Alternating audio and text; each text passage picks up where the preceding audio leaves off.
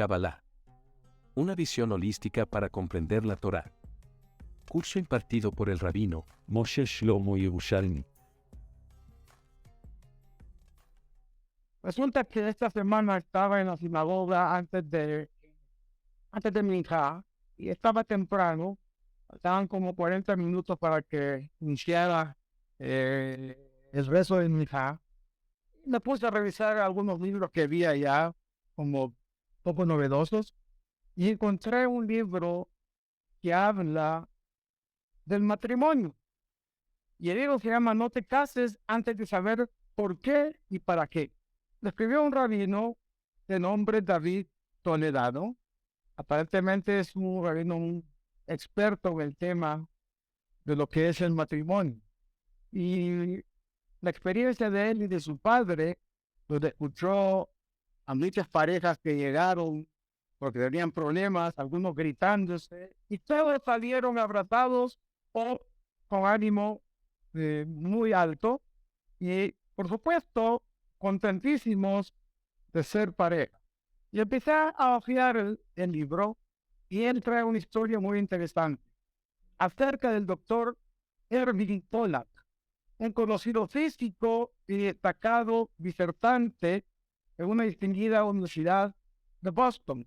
Fue invitado en una ocasión a disertar en una importante universidad japonesa en Tokio acerca del tema la fuerza de la atracción de la gravedad del globo terráqueo.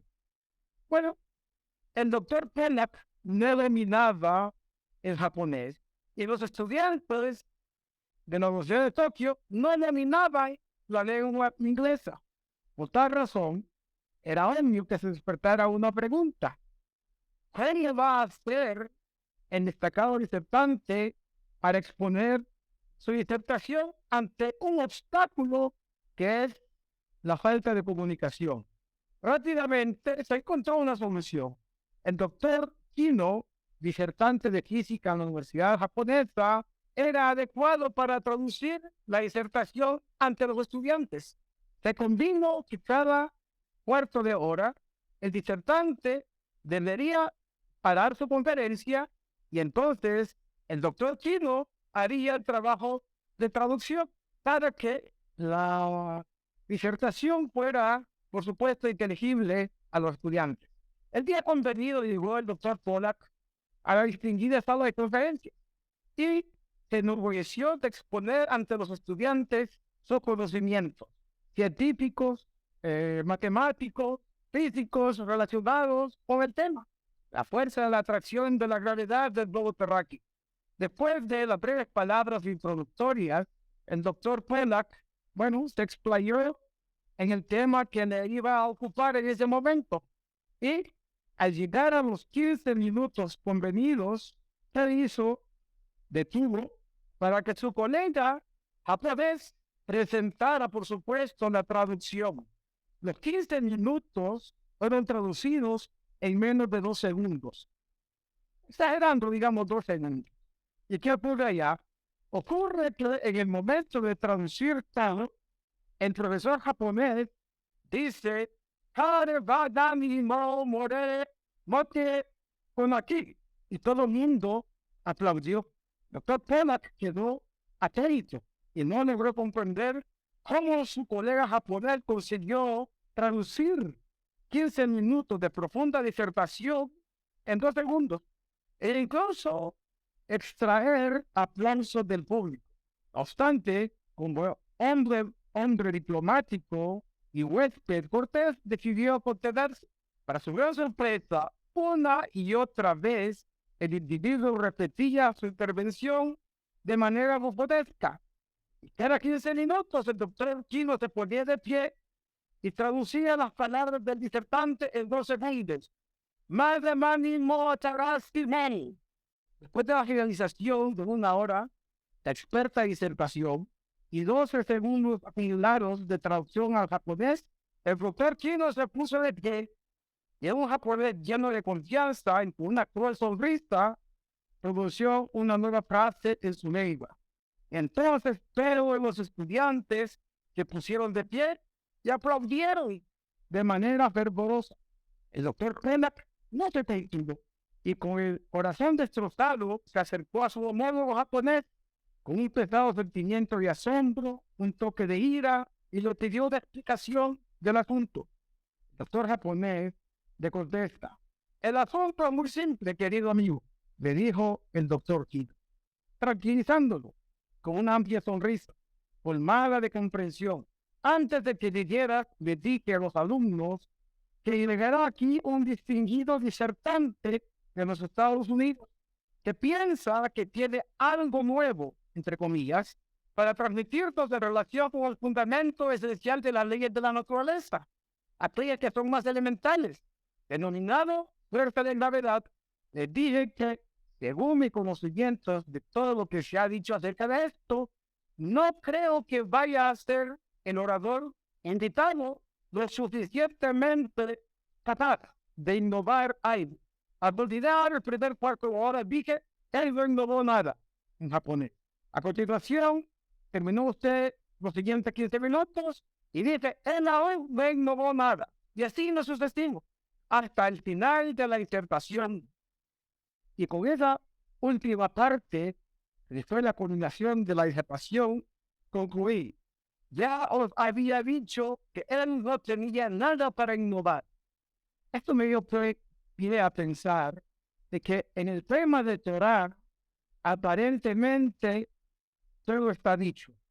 Hay tantos libros sobre el tema de Torah, hay tantos libros sobre el tema de Kabbalah, hay tantos libros sobre, comillas, la parte mística de la Torah, hay clases por todos lados sobre el tema cabalístico.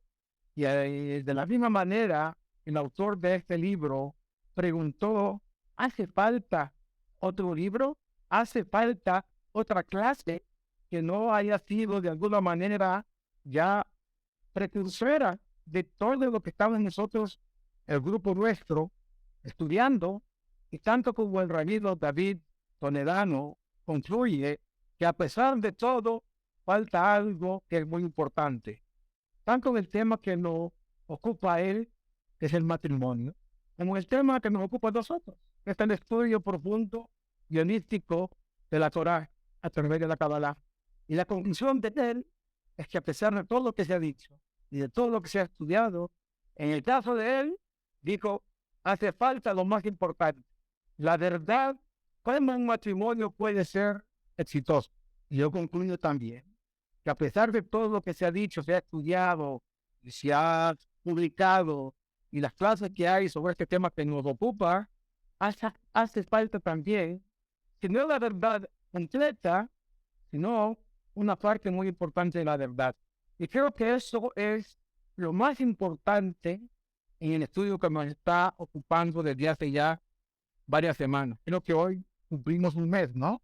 El punto es que quiero compartir con ustedes un trabajo de una persona que es muy importante en el mundo de la física, de las matemáticas, de la Kabbalah, un profesor PhD en toda esta rama de la ciencia que le he comentado, pero además una persona que ha investigado mucho el tema cabalístico.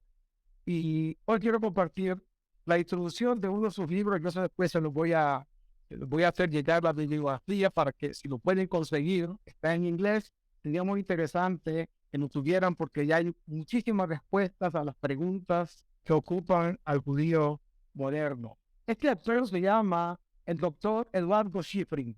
Eduardo Shifrin es un señor nacido en Rusia, creo que aún vive en Rusia, y ha publicado muchos trabajos sobre el tema de la Kabbalah. Y en su introducción a este mundo, él explica que nuestra realidad, la realidad del mundo que vivimos, donde el bien y el mal, la felicidad y el sufrimiento, el dolor y el alivio, e incluso las leyes físicas, son el resultado directo del pecado de Adán Arizón, el primer hombre. Uno de los principios fundamentales de nuestra fe es que tenemos el deber de restaurar el mundo al estado anterior al pecado de Adán Arizón. ¿Cómo se vería este mundo? Y para responder a esta pregunta, debemos analizar el estado del mundo si Adán no hubiera pecado.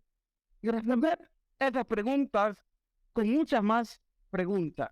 Entre ellas, desde el punto de vista del relato de la creación del hombre, pregunta, ¿qué hay otro relato de la creación de Adán Arishon en la Torá que aparentemente, en muchos sentidos, parecen contradecirse? 2. ¿Qué es el Gan Eden? El famoso paraíso y el jardín alrededor de ese paraíso. ¿Qué es el árbol de la vida y el árbol del conocimiento del bien y del mal? Ya estudiamos con detalle quién era la serpiente, ¿no? La quinta pregunta, ¿cuál era el estado de Adán antes del pecado? De ese tema poquito se habla. Esta pregunta han preocupado a los mejores sabios y en las mentes más excelsas del pueblo judío durante milenios, literalmente. Hay muchas ideas y comentarios, pero el panorama sigue siendo oscuro. Ya tenemos una respuesta completa sobre este tema. Y esto es lo que fascina a muchos estudiosos de la Torá. Entonces, explicaremos que en principio hay dos enfoques básicos para dar respuesta a estas preguntas: el literal y el figurativo o alegórico.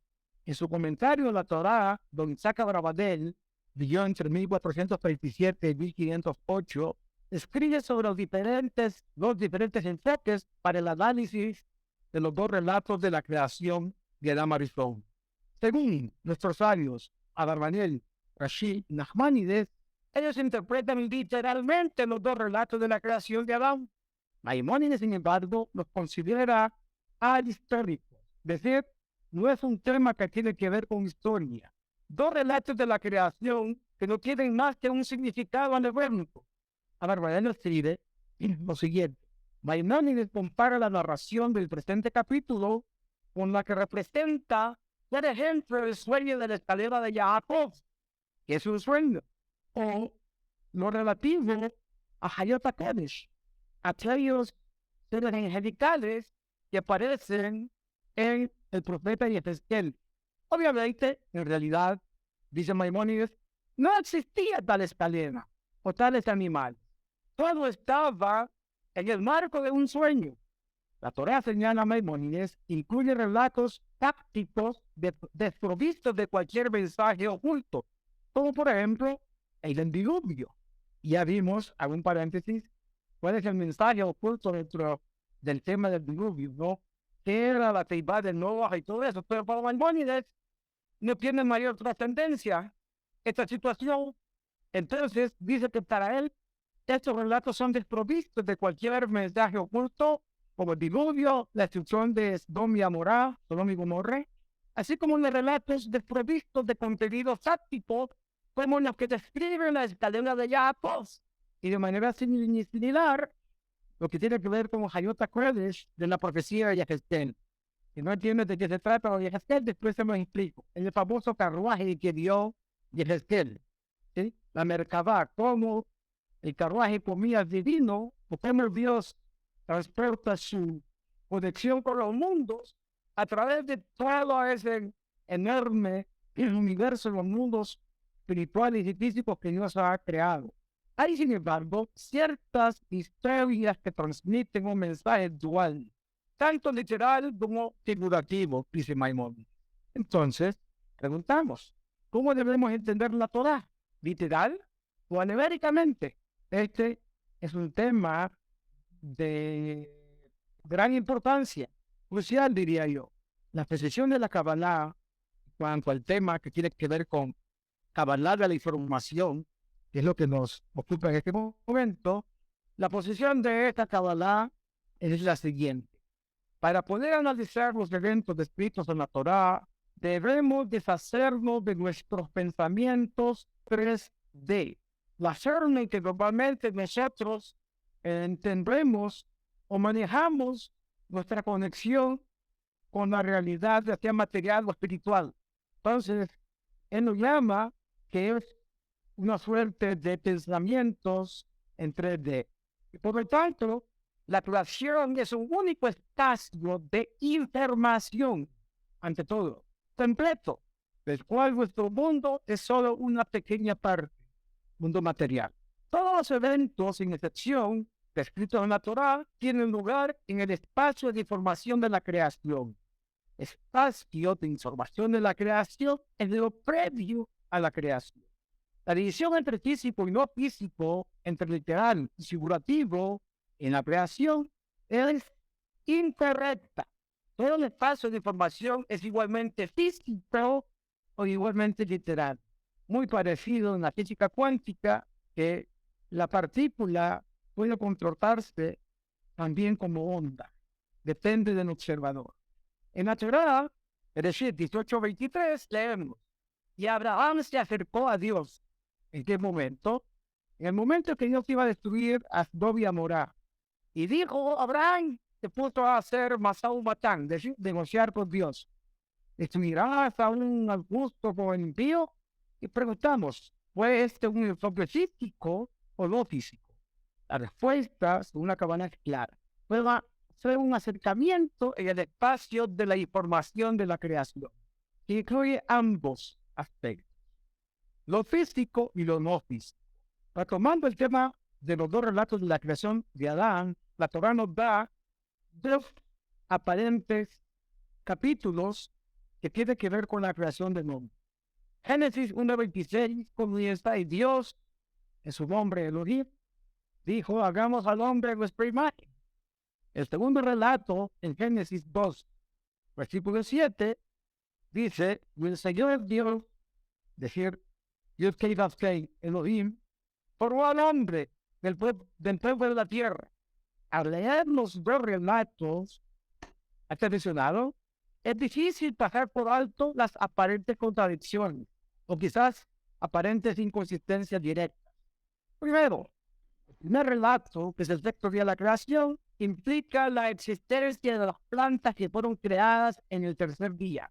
En el segundo relato, leemos Génesis 2:5: no había aún en la tierra árbol del campo ni crecía aún hierba del campo.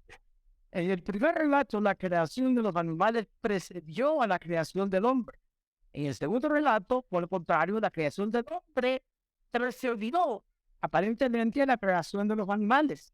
En el primer relato leemos: y Dios, en su nombre Elohim, los bendijo: creced y multiplicaos. En el segundo relato no hay ninguna bendición. En el primer relato, Adán fue creado con el nombre de Dios Elohim. En el segundo relato, Adán fue creado con el nombre Yud-Kei-Vav-Kei Elohim. Un par de puntos más. En el primer relato, 1:26, leemos: y dijo Dios, en su nombre Elohim, hagamos al hombre en nuestra imagen conforme a nuestra semejanza. En el segundo relato no se menciona la semejanza, pero leemos: y la serpiente dijo a la mujer: ciertamente no morirás, porque Dios, Elohim, tal el día que comáis de él, que os abrirán los ojos y seréis como Dios, es decir, Elohim, sabiendo el bien y el mal. Eso lo tratamos y explicamos exactamente quién le dijo a quién sobre ese tema, quién fue la serpiente en realidad. Por último, en Génesis 2:18, Dios le dijo a Adán acerca de la tierra: y tirarás a crecer espinos y cardos y comerás las hierbas del campo. Aquí, comer las hierbas es definitivamente comillas un castigo. En el relato de los textos de la creación, Dios dijo, después de la visión que fue impartida, y Dios dijo: he aquí os he dado toda hierba que da semilla, está sobre la faz de toda la tierra, y todo árbol que tiene semilla que da fruto, será tuyo como alimento. Definitivamente no podía haber un castigo inmediatamente después de semejante bendición. Entonces, ¿cómo resolvemos esas aparentes contradicciones? Y para ello debemos comprender el origen, la estructura y el significado de la Torá. Acá es donde entra el tema que nos ocupa. Según la tradición cabalística, la Torá tiene un número infinito de niveles de comprensión. ¿Parece bien? Infinito. El soft, en el sentido de los niveles de comprensión, cada uno más profundo que el otro. A través de la descripción del debate entre los sabios talmúdicos, podemos entender, por ejemplo, lo que dijo Rabbi Meir y su discusión con el Rabbi Yehuda sobre cómo se debe comunicar la Torá. una regla general en el Talmud, dijeron estos sabios, aunque se me fue por otro lado lo que había escrito acá. Decía, una regla general en el Talmud es que cada vez que el rabino Meir y el rabino Yehudá no están de acuerdo sobre cualquier tópico de la ley de la Torá, pedimos la opinión del rabino Yehudá. ¿Cuál es la razón? La razón fue que el rabino Meir insistió en mantener sus exposiciones sobre la Torá completamente dentro del contexto de la idea pura, que significaba que aquellos con una comprensión menor de la Torá que la suya no podían ni siquiera relacionarse completamente con lo que estaba diciendo. ¿Se dan cuenta? El Shlomo Bar Yochai, que Lag BaOmer fue la inmunidad de él, es decir, el día en que él falleció, se celebra como un tema de alegría. El Shlomo Bar Yochai, puritano de la segunda generación, dijo que la historia de la Torá es un cuerpo. Los mandamientos son las vestiduras y la Kabbalah, el significado secreto, es el alma de la Torá. Cuando estamos hablando de Kabbalah, estamos hablando de la parte más espiritual, más pura, como el alma nuestra, que incluye todo aquello que está relacionado con el culto. Para entender las palabras del sabio, debemos referirnos a la estructura de la creación también. ¿Por qué a la estructura de la creación? Aquí viene un punto que yo le había mencionado en un libro escrito por el Malbim, uno de los sabios más importantes que vivió en una región que es hoy parte de Rumania. Este sabio escribió una explicación sobre Parashat Trumá, donde habla la Torá de el Mishkan y cuál es la relación del Mishkan con el universo creado por Dios, todos los universos, y cuál es la relación de esos universos con el hombre.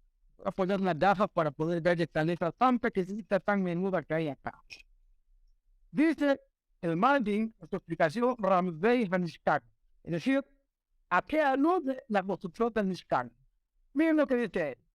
Que va a verdad, se puede hablar en Mitahadim, que es Ehad. Es sabido para los sabios de la Kabbalah que todos los mundos creados por Dios, estamos hablando los físicos y los espirituales, dice, ellos se unifican que es Ehad, como un ser humano, como una persona. Y toda la realidad que conocemos es llamada por los sabios de la Kabbalah y por el Creador Adán Hadadel. En otras palabras, todo el universo, los mundos creados por Dios, se llaman antropocosmos. Es decir, un universo paralelo al hombre. Dice, ¿esto qué significa? Que Moshekat Hebreja Adán, así como todos los miembros, órganos y partes del ser humano, del hombre, hablamos de ser humano, no de género, ¿sí? Hombre y mujer no es la misma cosa. Adán se pone a un memazek de tejunam yugedet, de la misma forma que cada parte del ser humano, del cuerpo, en su células, todo, tienen una conexión entre sí y ellos unifican el cuerpo del ser humano, y yo quise Ehad, para conformarlo como un ser, como una persona, de cuidar que Shurim, que Satán, y todas las partes del cuerpo que lo conservan a él, sus órganos, sus células, etc., lo unifica de un cuerpo entero, de cada Mashim et Javero, y cada una de esas partes conectan o complementan al resto del cuerpo del hombre, así hacer Eber, Pritei Ehad, o Bidehad, de tal suerte que si a una persona le falta un miembro o le falta un órgano, se considera algo que es infantante en la composición de su cuerpo completo.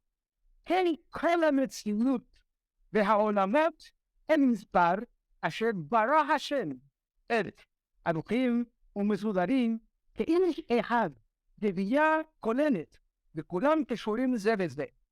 De la misma suerte, todos los universos, incluyendo el universo físico, estrellas, planetas, astros, todo lo que está allá, lo que sigue después de eso, que en la meta-realidad, lo que está más allá del universo físico, hasta llegar al mundo de lo absolutamente divino, pero eso está conectado intrínsecamente, no solamente con el hombre, sino con todos los detalles que conforman el cuerpo del ser humano.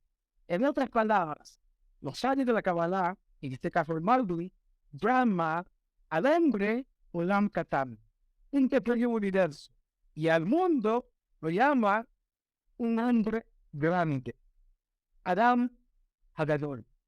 ¿Cómo se conecta lo físico de los universos, conocemos físicos, a los universos espirituales? ¿Y cómo ese universo está conectado con el hombre a través de lo que hoy conocemos por el tema de la cibernética, como plataformas o interfaces?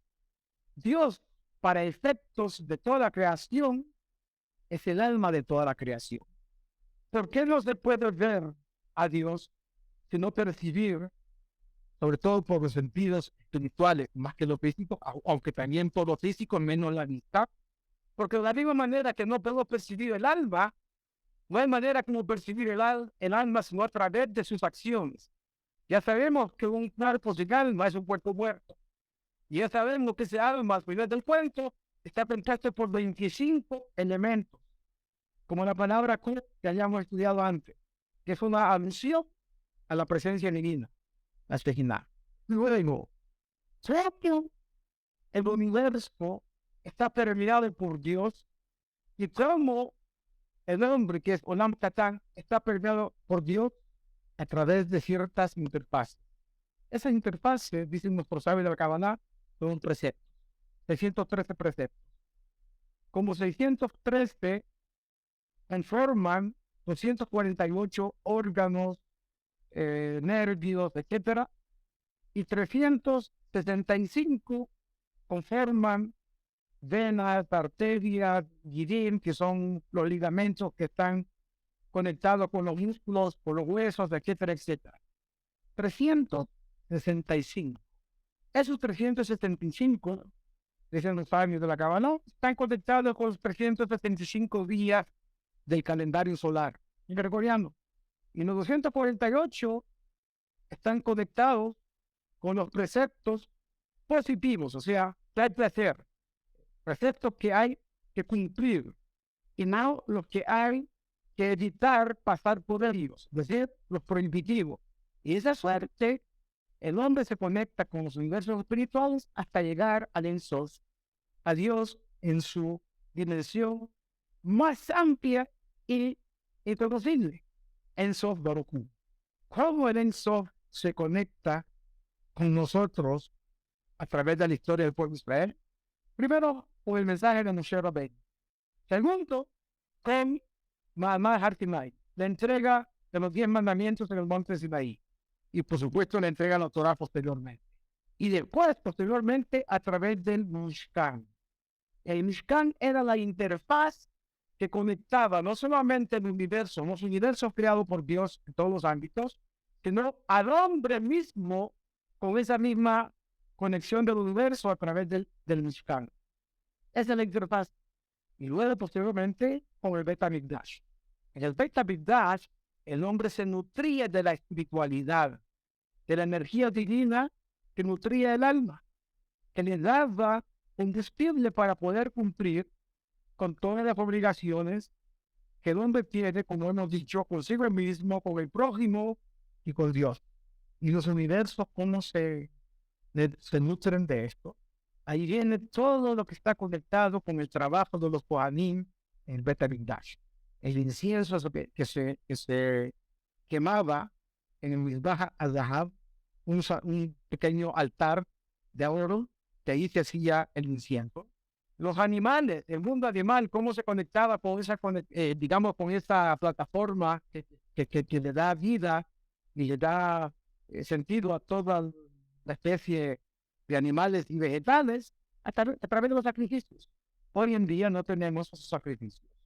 Acordemos que había sacrificios que se quemaban completamente y el humo subía directamente en una columna, dice Pirkei Avot, que ni el viento más fuerte podía moverla.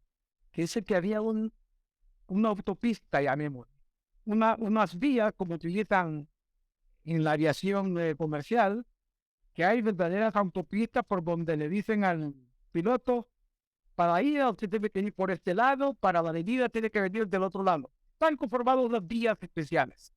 Esa conexión con lo divino estaba también dada por una suerte de autopista, llamémoslo, para decirlo, entender un poquito el concepto, y hacía que subiera eso arriba, hacia los mundos espirituales.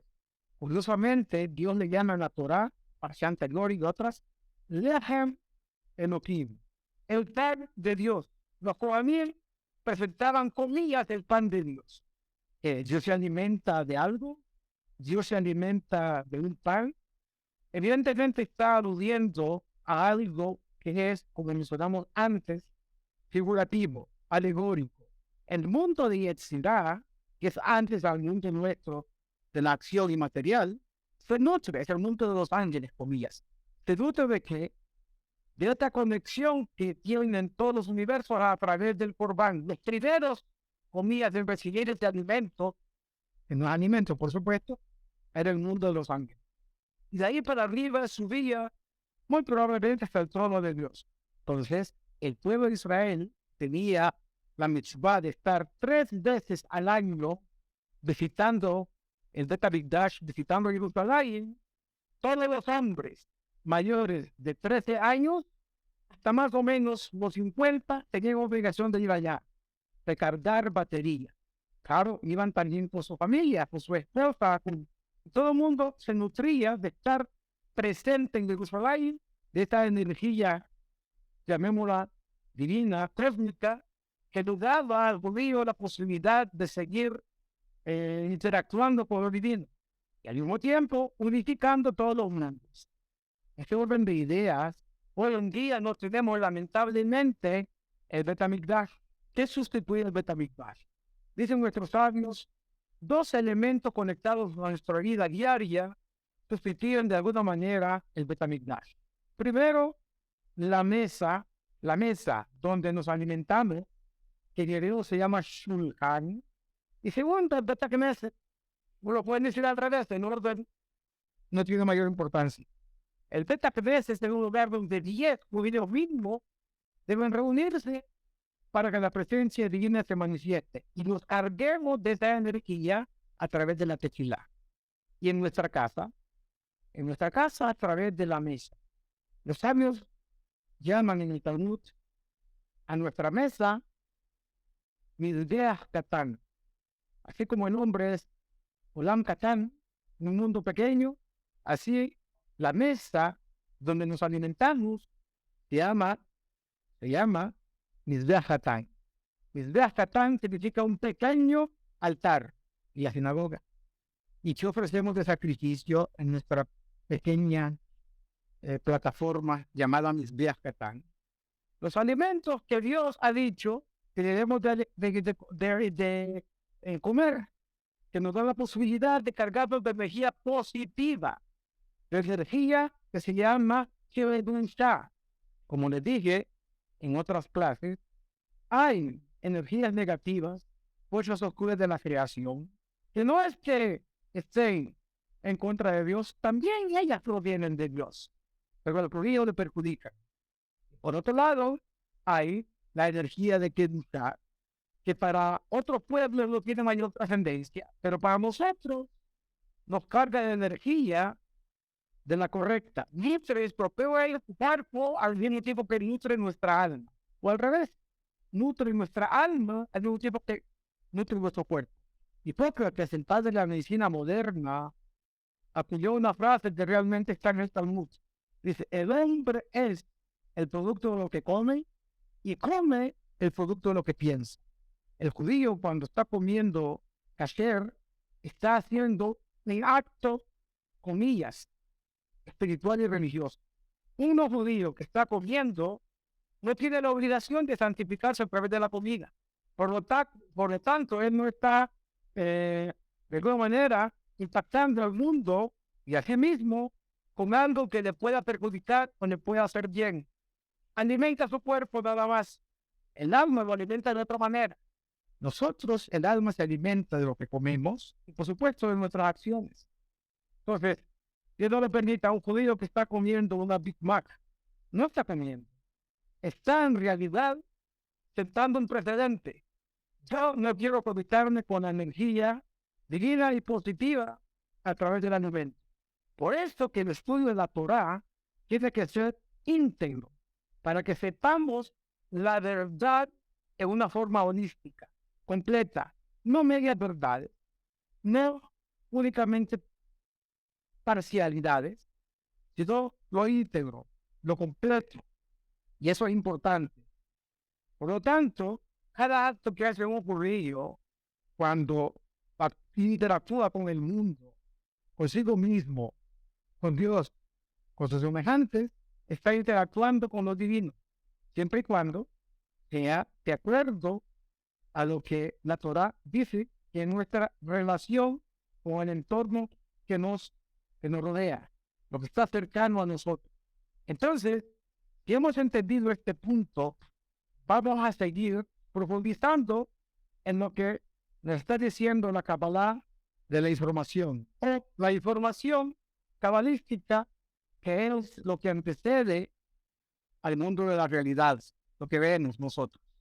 De tal suerte que, según la Kabbalah, la creación consta de los mundos de las emanaciones. ¿Cuáles son esas emanaciones? Tzimtzum, que es la contracción de la presencia divina en el mundo físico, por eso no lo percibimos, por eso no lo vemos, se contrae para dar la posibilidad que el hombre haga lo que quiera, es decir, obedecerlo o desobedecerlo, libre albedrío, y entonces puede de alguna manera desarrollarse o quedarse estático. Y por lo tanto, vamos a ver que en este mundo de las emanaciones, el universo se está nutriendo de lo siguiente. Fíjense bien qué conforma este mundo espiritual que llamamos emanaciones. Watzilut, Tzimtzum, la contracción de la presencia divina, la su esencia.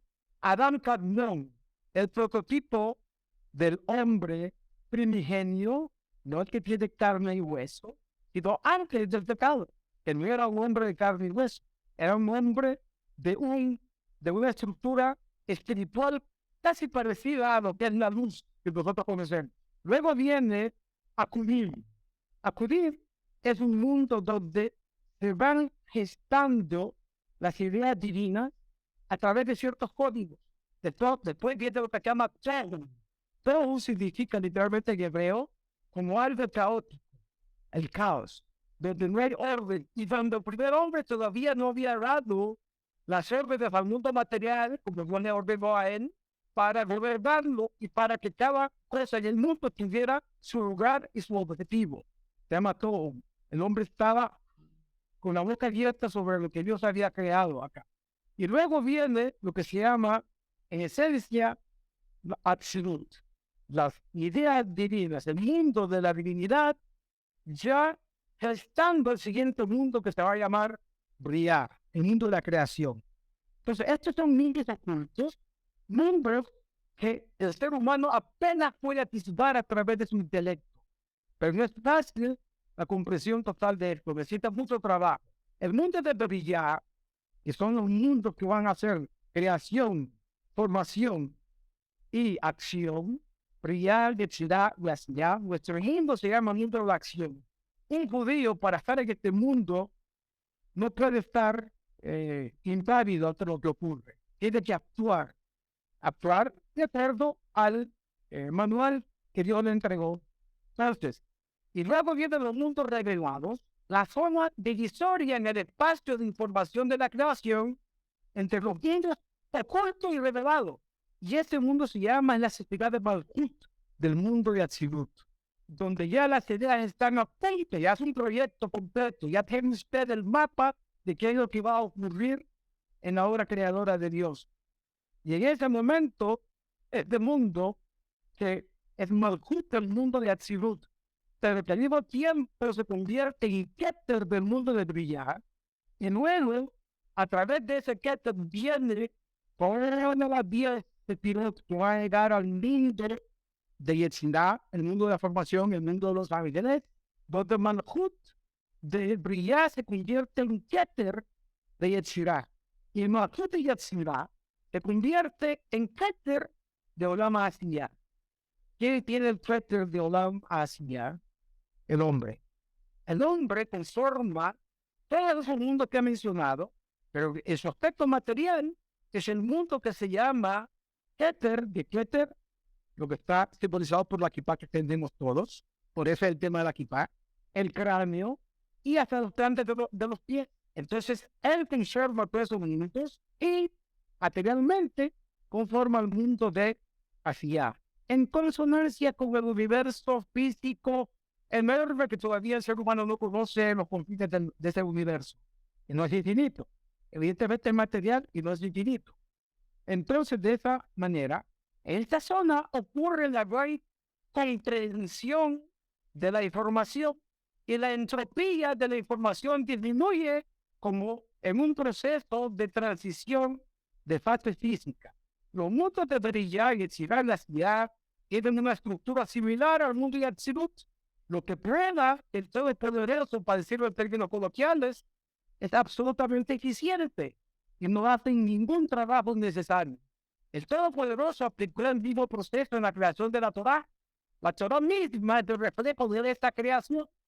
Los cabalistas hablan de la Torá en dos dimensiones, la oculta y la revelada.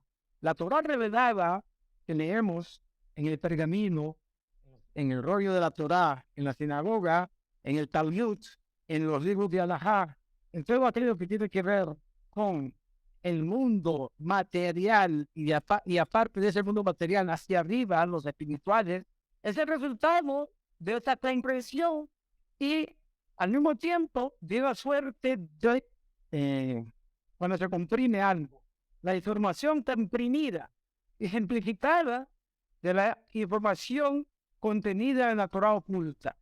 Vamos a dar algunos ejemplos. El Zohar HaKadosh está escrito en arameño, y como les dije, el Zohar es la explicación de la Torah en hebreo. Como he dicho siempre, el arameo es el diccionario del hebreo, para poder entender lo que está tratando de decirnos la Torah en hebreo. El arameo, y les di varios ejemplos en la primera o la segunda de las secciones. Ocurre entonces esos ejemplos. Dice el Zohar HaKadosh, Rabbi Abba dijo, el mundo superior está oculto, y todo lo relacionado con el mundo superior también está oculto, porque todos son parte del misterio sublime del día en que están contenidos todos los demás días. El día de la fracción de tiempo donde todo el tiempo siguiente está contenido. Pero dado que el mundo superior está oculto, el todo lo que está asociado con él también está oculto, el verso simplemente dice Bereshit en el principio. Ya dijimos que la palabra Bereshit tiene 720 definiciones, permutaciones, acepciones. Segundo, los comentarios de la Torá, de los cabalistas extraídos por el Pajiat Ben Asher, dice lo siguiente. Según el significado simple del texto, el significado de la palabra Bereshit lo traducimos como en el principio. Sin embargo, si la Torá no escribió la palabra inequívoca, debería haber dicho Barishobá al principio. Con Bereshit es porque la expresión Bereshit incluye muchas más expresiones, 720 como le dije.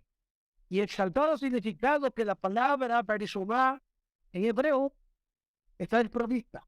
El área Carlos Dan Cabalista, de hace 550 años más o menos, explicó la creación oculta revelada de la Torá está consignada en el hecho de que la Torá comienza con la letra Bet. Y esto nos enseña que la Torá tiene o contiene dos aspectos: un significado simple o literal y un secreto, un significado más profundo. Pues la Torá, en la que se deleitó en Santo bendito sea antes de crear el mundo, así como la Torá que los tzadikim, las personas justas, aprenden en el Gan Eden, después de los 120 años de pasar por este mundo, no es otra que su nivel de son, su significado más profundo que la consolida. Efectivamente, la Torá estudiada en el Gan Eden fue la Torah inicial, que se llamaba Torah Hashem, y no como la que vivimos hoy, que se llama Torah Moshe. Hay una diferencia. Es lo mismo, pero distinto. Entonces, por lo tanto, el hecho de que la Torah comience con la letra Bereshit también nos informa, nos enseña, que aquí tenemos una segunda dimensión al místico. Es la Torah que fue encerrada, asumió la forma interior de este mundo, que es una vestimenta para la Torah inicial, es decir, el alma misma de la Torah. Nuevamente por esta razón, la Torah comienza con una letra Bet. Ya dijimos que todo lo que está creado, el mundo es dual. De ahí el valor numérico de la letra Bet, es 2. Pero también el mundo físico es un mundo llamado casa. ¿Cómo se dice casa en griego? ¿Qué casualidad? ¿Saben cómo se dice? Casa en griego. Eikos. De ahí viene el lógico. El sistema. El eco está allá. Entonces, el universo que Dios creó es la casa para que el hombre pueda interactuar con él, con Dios. En contraposición, el hombre creó en Bet Hamikdash para que Dios interactúe con nosotros. Voy a parar acá porque dije que no me iba a explayar más allá de 1 hora. Si ustedes quieren, pueden hacer preguntas y próximo jueves continuamos con este tema que es muy profundo y verán todo lo que viene. Y a dar cuenta cómo el mundo de la ciencia coincide. No es que hablen el mismo idioma, pero las verdades son universales. Y en la Torah, desde el punto de vista más profundo, se encuentran esa, de alguna manera, conexión entre ambas dimensiones de lo que Dios creó. Lo espiritual, lo material, lo científico y lo también llamado malamente en hebreo, o como bien en el mundo de la Torah, el místico, que es el mundo de la Kabbalah. Kabbalah. Una visión holística para comprender la Torá. Curso impartido por el rabino Moshe Shlomo Yerushalmi.